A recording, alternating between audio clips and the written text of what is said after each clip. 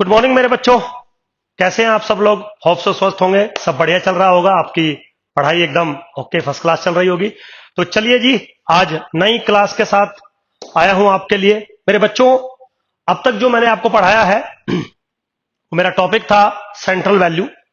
Last class में मैंने partition of the data आपको थोड़ा सा समझाया था कि किसी भी डाटा को हम कितने पार्ट्स में और कैसे डिवाइड कर सकते हैं।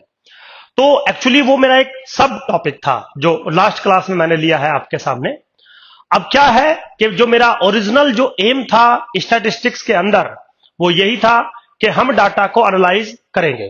तो सेंट्रल वैल्यू, डिस्पर्जन, स्क्यूनेस और कुर्टोसिस, चार बातें हमें डिस्कस करनी थी। उनमें से एक जो पैरामेट्रिक सिनेरियो था सेंट्रल वैल्यू या एवरेज, वो हम आपके साथ डिस्कस कर चुके हैं। आज हम जो अनदर पैरामीट्रिक सिनेरियो है एनालाइजेशन का किसी भी डाटा के लिए, वो है मेजरमेंट ऑफ डिस्पर्जन। ठीक है, तो आज की जो मेरी क्लास होने वाली है वो मेजरमेंट ऑफ डिस्पर्जन को लेके होने वाली है। मेरे बच्चों, मेजरमेंट ऑफ डिस्पर्जन का कॉन्सेप्ट हमने क्यों डेवलप किया, किस लिए डेवलप किया, देखिए थोड़ा बात समझाता हूं। जब आप एवरेज कैलकुलेट करते हो तो आप क्या टेंडेंसी फाइंड करते हो? आप ये कहते हो कि sir when we calculate the average और we calculate the central value, तो आप एक नंबर मुझे बताना चाहते हैं जिसके आसपास डाटा की मैक्सिमम ऑब्जर्वेशंस होती है। कोई प्रॉब्लम नहीं है, लेकिन क्या सारी ऑब्जर्वेशन डाटा के आसपास होती हैं? नहीं। मैक्सिमम ऑब्जर्वेशन का मतलब है आसपास में होने का कि कुछ ऑब्जर्वेशन डाटा की ऐसी हो सकती है जो सेंटर वैल्यू से, एवरेज से थोड़ा दूर होंगी। तो अब हमें यह फाइंड करना है कि जो कुछ ऑब्जर्वेशन सेंट्रल वैल्यू से थोड़ा दूर है वो कितनी परसेंटेज ऑफ ऑब्जर्वेशन है एंड वो कितनी दूर है। आप समझ गए ना?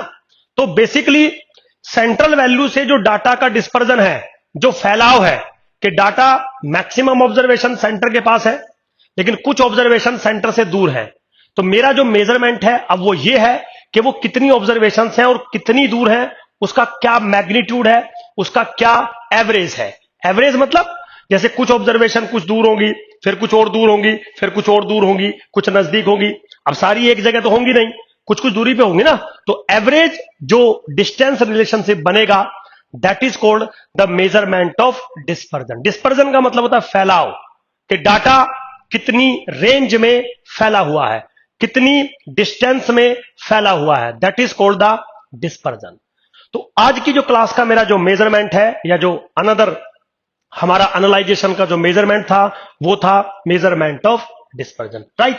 तो चलिए विदाउट वेस्टिंग द टाइम हम लोग मेजरमेंट ऑफ डिस्पर्जन पढ़ते हैं। तो जैसा कि मैंने अभी आपको बताया कि मेजरमेंट ऑफ डिस्पर्जन का मतलब है कि हम ये मेजर करना चाहते हैं कि जो कुछ ऑब्जर्वेशन सेंट्रल वैल्यू से दूर है तो वो कितनी दूर है। ठीक, तो इसको मेरे बच्चों मेजर करने के लिए हम लोग चार फॉर्मुलेशन का इस्तेमाल करते हैं।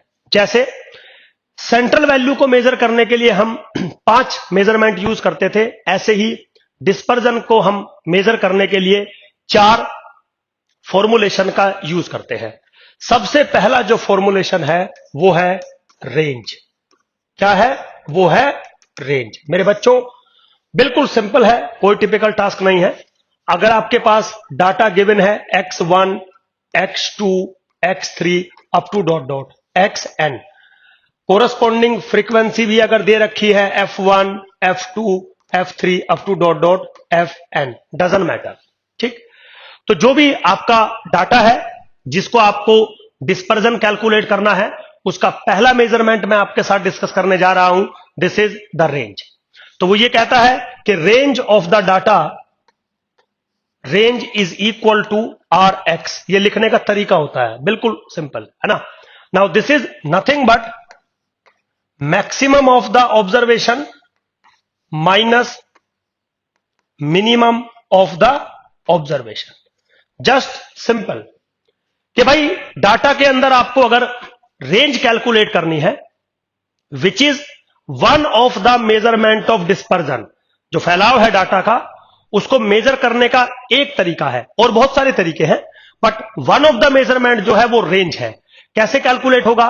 सबसे बड़ी वैल्यू में से सबसे छोटी वैल्यू सबट्रैक्ट कर दीजिए, जो भी डिफरेंस आएगा that is range. So range is one of the measurement of dispersion which is defined as range of X is equal to maximum of x I minus minimum of x I. Very simple. ठीक है. तो जैसा कि मैं पहली classes में भी आपको पढ़ा चुका हूं कि भाई आपने एक मेजरमेंट बना दिया रेंज ऑफ एक्स, कुछ वैल्यूज यहां पे आपने डाल दी, कोई प्रॉब्लम नहीं है. अब वही सब दो तीन बातें कि सुधीर सर इस मेजरमेंट में क्या कोई मैथमेटिकल प्रॉपर्टी होगी, इस मेजरमेंट का क्या मेरिट है, इस मेजरमेंट का क्या डीमेरिट है, वो सारा आपको पता होना चाहिए. हालांकि एग्जाम में मेरिट, डीमेरिट और प्रॉपर्टी रेंज की शायद नहीं आती है, arithmetic mean, geometric mean, median इनकी आती है, बट फिर भी एक रफ आइडिया क्लास के अंदर मैं आपको जरूर दूंगा. तो पहले तो सबसे पहले हमने डिफाइन कर दिया कि जी डेफिनेशन है, ये हो गया. अब बारी आती है प्रॉपर्टी. तो रेंज के अंदर कोई खास प्रॉपर्टीज होती नहीं है, सिर्फ एक प्रॉपर्टी होती है, effect of change of origin and scale. Means अगर एक डाटा आपको गिवन है, उसका रेंज आपको गिवन है, उस डाटा को आपने चेंज कर दिया by the effect of change of origin and scale, तो जो नया डाटा बनेगा उसकी जो रेंज बनेगी वो पिछले वाली रेंज से कैसे रिलेटेड होगी, ये हम बता सकते हैं. अब आप पूछोगे सुधीर सर अगर आप बता सकते हो तो कैसे बता सकते हो? बिल्कुल वेरी सिंपल. देखिए, मान लीजिए आपका कोई डाटा है x1 x2 to xn suppose. अब मुझे तो पता नहीं है इनमें से मैक्सिमम कौन है, इनमें से मिनिमम कौन है, मुझे कुछ आइडिया नहीं है, लेकिन कोई ना कोई मैक्सिमम होगा, कोई ना कोई मिनिमम होगा, कंफर्म. तो मेरे बच्चों अगर आपसे रेंज ऑफ एक्स पूछ लिया जाए तो this is what maximum of the observation x I minus minimum of the observation x i. आपने रेंज बना के छोड़ दिया. This is equation number 1. Suppose आपने चेंज ऑफ ओरिजिन और चेंज ऑफ स्केल किया. कैसे किया? Let y be another variable which is ax plus b. आप समझिए, y is another variable which is ax plus b. तो आपने चेंज ऑफ ओरिजिन कर दिया और चेंज ऑफ स्केल कर दिया. तो आपको प्रीवियस क्लास के अकॉर्डिंग पता है Y I is equal to A X I plus B बन जाएगा सिंपली. तो मेरा एक सवाल है कि क्या आप बता सकते हो कि मैक्सिमम ऑफ वाई आई किसके बराबर बनेगा? मैक्सिमम ऑफ वाई आई किसके बराबर बनेगा? क्या a times maximum of x I plus b बनेगा maximum of Y i? Answer है यस, लेकिन वो तभी बनेगा जब a must be positive. Be careful. आप इस चीज को, इस बात को बहुत आराम से समझ सकते हैं कि सुधीर सर ने यह बात क्यों लिखी. ठीक, क्योंकि जो ए नंबर का आप मल्टीप्लीकेशन कर रहे हैं वो ए नंबर पॉजिटिव भी हो सकता है और नेगेटिव भी हो सकता है.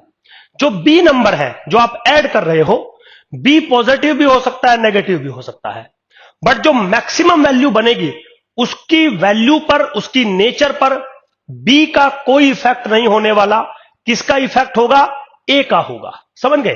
तो ए अगर पॉजिटिव है तो वैल्यू बिल्कुल सेम बनेगी. बट अगर यहीं पर ए नेगेटिव होता तो मेरे बच्चों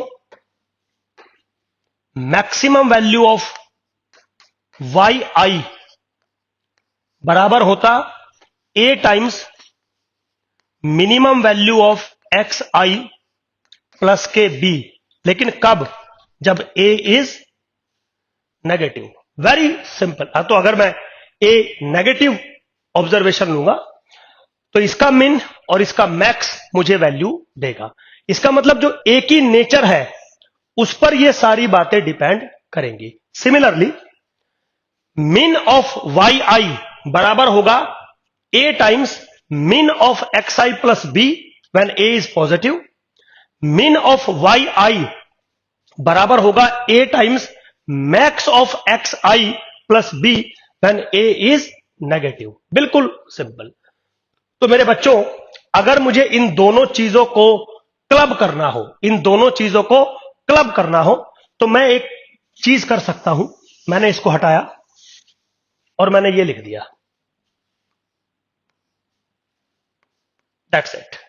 इसका मतलब maximum value of Y I confirm बराबर होगा modulus value of A into maximum value of x I plus B. अब चाहे ए पॉजिटिव हो, अब चाहे ए नेगेटिव हो, तो आप ऐसे लिख लीजिए जैसे दो बातें लिखी थी, या आप क्लब करके ऐसे लिख लीजिए, सेम बात है। समझ में आया? सिमिलरली मेरे बच्चों, मीन ऑफ वाई आई बराबर होगा absolute value of A into mean of x I plus के बी। समझ गए जी? कोई प्रॉब्लम नहीं है। तो according to rule, range of y कैसे निकलेगा?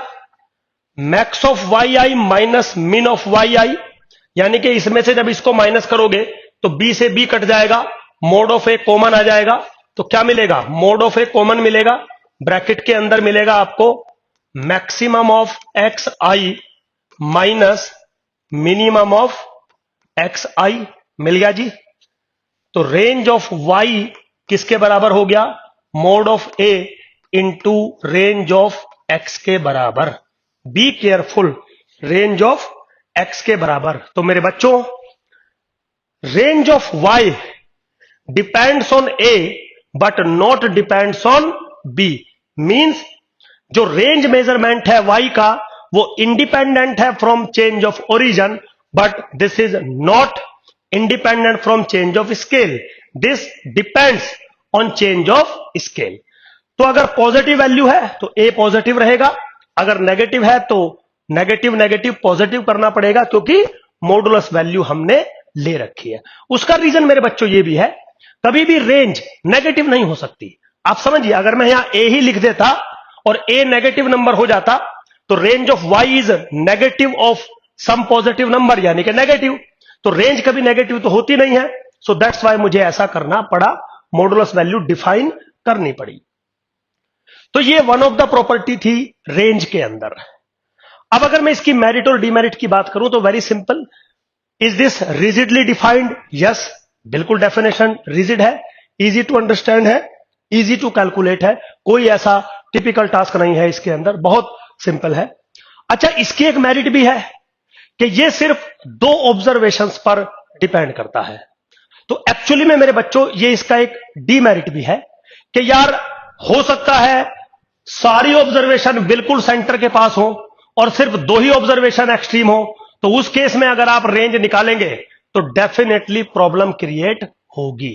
Now in this case range जो है वो अच्छा मेजरमेंट नहीं माना जाता है, बट ठीक है, मेजरमेंट है। अब अच्छा बुरा तो बाद में देखेंगे, पहले तो हमें डिफाइन करना है कि क्या क्या इसके अंदर क्वालिटी है, क्या क्या इसके अंदर डिसक्वालिटी है और क्या क्या इसकी प्रॉपर्टीज हो सकती है।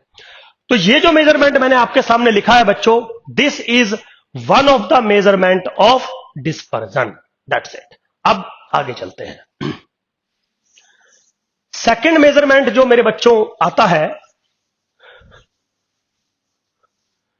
सेकंड मेजरमेंट जो मेरे बच्चों आता है, this is quartile deviation. Quartile deviation बिल्कुल सिंपल है। क्वार्टाइल डेविएशन मतलब इसको सेमी इंटर क्वार्टाइल रेंज भी बोलते हैं कुछ लोग, सेमी इंटर क्वार्टाइल रेंज भी बोलते हैं कुछ लोग, ठीक है, कोई प्रॉब्लम नहीं है, कोई प्रॉब्लम नहीं है। सेमी इंटर क्वार्टाइल रेंज भी इसको बोलते हैं। तो now quartile deviation is nothing but Q3 minus Q1 divided by 2। अब Q3 क्या है? Third quartile. Q1 क्या है? First quartile. Q3 minus Q1 by 2, ठीक है। So is this positional measurement? Answer है यस, क्योंकि Q1 और Q3 क्या थे? पोजिशनल मेजरमेंट थे, और ये क्या बनेगा? दोनों को मिला के बनेगा। So that's why this is definitely A positional measurement. चलिए, कोई बात नहीं। अब बात करते हैं क्या इसकी कोई खास प्रॉपर्टी है डाटा को लेके? आंसर है नहीं, कोई प्रॉब्लम नहीं है।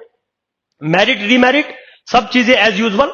बस यहां पे एक बात है जो मुझे समझानी है कि जैसे रेंज डाटा की सिर्फ 2 ऑब्जर्वेशंस पे डिपेंड करता था, ऐसे ही क्वार्टाइल डेविएशन डाटा की 50% ऑब्जर्वेशन से इफेक्टेड होता है, विच 50%, मिडिल 50%, दैट्स इट। अब ये सही है मेजरमेंट, गलत है, क्या वैल्यू देगा क्या वैल्यू नहीं देगा, वो बहुत बात की बात है। जैसे हम सेंट्रल वैल्यू में भी 5 पढ़ते थे, ऐसे हमें पहले मेजरमेंट ऑफ डिस्पर्जन के लिए 4 मेजरमेंट पढ़ने पड़ेंगे। तो एग्जाम में क्वेश्चन आएगा easily, find the dispersion, find the dispersion, लेकिन किस फॉर्मेट में डिस्पर्जन आपको फाइंड करना है कि भाई आपका जो क्वार्टाइल्स दिए हैं उसके रेस्पेक्ट में आप डिस्पर्जन फाइंड करिए। तो क्वार्टाइल डेविएशन के नाम से जानते हैं आप, Q1 Q3 सब चीजें मैंने कैलकुलेट करनी आपको सिखा रखी है, वो निकालेंगे तो वैल्यू मिल जाएगी। तो this is my second measurement. अब मेरे बच्चों बात करते हैं थर्ड मेजरमेंट की, बात करते हैं थर्ड मेजरमेंट की, which is mean deviation, mean deviation about point ए, या स्मॉल ए ले लीजिए, ठीक है बेटा। तो क्या है, मान लीजिए आपका डाटा है xi/fi, I goes from 1 to n, okay. Now mean deviation about point A is defined as 1 upon n summation I goes from 1 to n f of I mod of xi minus a. Mean deviation about point A is what? 1 upon n summation I goes from 1 to n f of I absolute value of xi minus a. कैसे इसको read करते हैं? 1 upon n sum of the deviation from point A. This is another measurement of dispersion which is called mean deviation about point A. ये जो A point है, ये वैसे तो आप कोई भी नंबर ले सकते हो, बट इन जर्नल ये सेंट्रल वैल्यू होता है, आइदर अर्थमेटिक मीन और ज्योमेट्रिक मीन और हार्मोनिक मीन और मीडियन और मोड, पांचों में से आप कोई भी ले सकते हो। आप वैसे कुछ और भी ले सकते हो, डजंट मैटर। तो ये थर्ड मेजरमेंट हो गया किसका? मीन डेविएशन का, या डेविएशन का, या डिस्पर्जन का, समझ रहे हो? तो मीन डेविएशन अबाउट मीन हमने डिफाइन किया। अब बात ये आती है कि सुधीर सर इसकी क्या प्रॉपर्टी है, कोई क्या इसके मेरिट है, क्या इसकी डिमेरिट है? तो इसमें एक खास प्रॉपर्टी होती है, क्या कि mean deviation about point median अगर मैं लेता हूं तो उसकी वैल्यू कंफर्म मिनिमम पॉसिबल बनेगी। उसका रीजन है, ये चीज मैं मीडियन में भी मैंने आपको पढ़ाया था, क्या कि sum of absolute deviation, sum of absolute deviation is always least, is always least. समझ गए बेटा? ये था, याद आया आपको कि sum of absolute deviation taken about median is always minimum. तो this is always less than equal to this one. अब अगर आप 1 अपॉन n से डिवाइड कर भी दोगे, 1 अपॉन n से डिवाइड कर भी दोगे तो फर्क नहीं पड़ना है ना कुछ भी। तो आप लेफ्ट हैंड साइड को क्या लिखोगे? Mean deviation about median is less than equal to mean deviation about point A. इसका मतलब जो थर्ड मेजरमेंट आप बना रहे हैं डिस्पर्जन का, उसकी मिनिमम पॉसिबल वैल्यू आपको मिलेगी अगर आप डेविएशन मीडियन के अबाउट लेते हैं तो। Very simple. चलिए, ये तो प्रॉपर्टी होगी। मेरिट और डिमेरिट बिल्कुल एज यूजुअल, जो मेन पॉइंट है वो समझा देता हूं। रिजिडली डिफाइंड है, बिल्कुल रिजिडली डिफाइंड है। दूसरा, 100% ऑब्जर्वेशन का यूज करता है।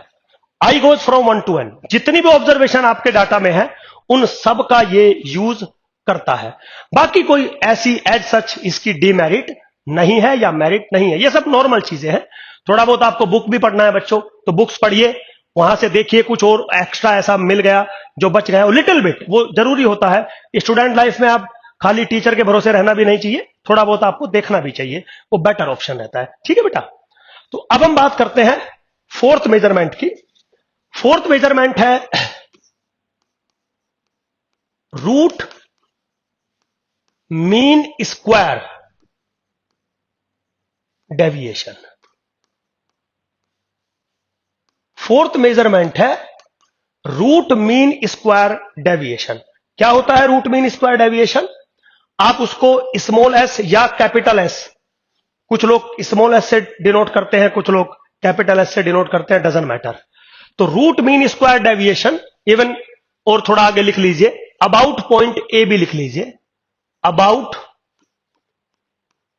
पॉइंट ए क्या होता है? S is nothing but under the root of 1 upon n summation I goes from 1 to n f of I xi minus a का होल स्क्वायर। समझ गए? So basically this is what, this is nothing but small S या capital S, ये तो आप लिख सकते हैं, under the root of 1 upon n summation f of I xi minus a का होल स्क्वायर। तो ये एक अनदर मेजरमेंट हमने बना लिया, that is called the root mean square deviation. अब ये जो बाकी तीन है उनसे थोड़ा ये सुपीरियर है, उससे ये थोड़ा स्ट्रोंगर है। क्यों है? अभी समझाता हूं। सबसे पहले तो ये रिजिडली डिफाइंड है, ओके। दूसरा 100% ऑब्जर्वेशन का यूज करता है, ओके। इसके अंदर फ्लक्चुएशन ऑफ सैंपलिंग सबसे कम होती है, ओके। जो मीन डेविएशन अबाउट पॉइंट अपने पिछले वाले टर्म में पढ़ा था, वो 100% ऑब्जर्वेशन का तो यूज करता है, लेकिन उसमें एक प्रॉब्लम है, वो डिस्पर्जन को ओवर एस्टिमेट करता है, क्योंकि हम हर ऑब्जर्वेशन का मोड लेते हैं। ये जो मेजरमेंट है वो ओवर एस्टिमेट नहीं करता है डिस्पर्जन को, तो ओवरऑल ये बेटर माना जाता है। मैं ये नहीं कह रहा हूं कि ये सबसे बेस्ट है।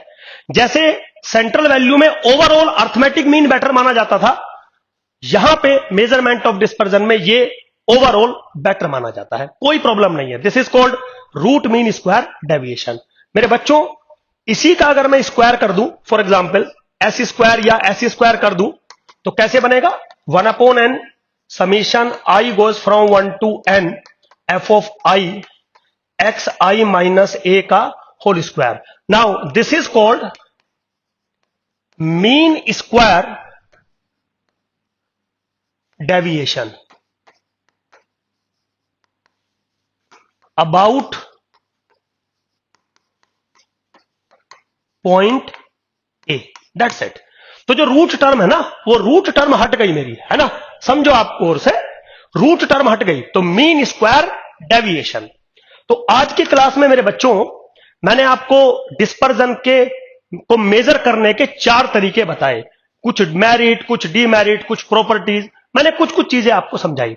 बाकी इसके बेसिस पे, क्योंकि ये थोड़ा सा सबसे अच्छा माना जाता है, वो हम नेक्स्ट क्लास में होप सो डिस्कस करेंगे। तो ऐसा तो है नहीं बच्चों कि एक टॉपिक मुझे एक ही क्लास में खत्म करना है, वो पॉसिबल भी नहीं है, ज्यादा लेंथी वीडियो में नहीं बनाता हूं। Very good. तो होप सो आपको चीजें समझ में आई होंगी। Thank you very much.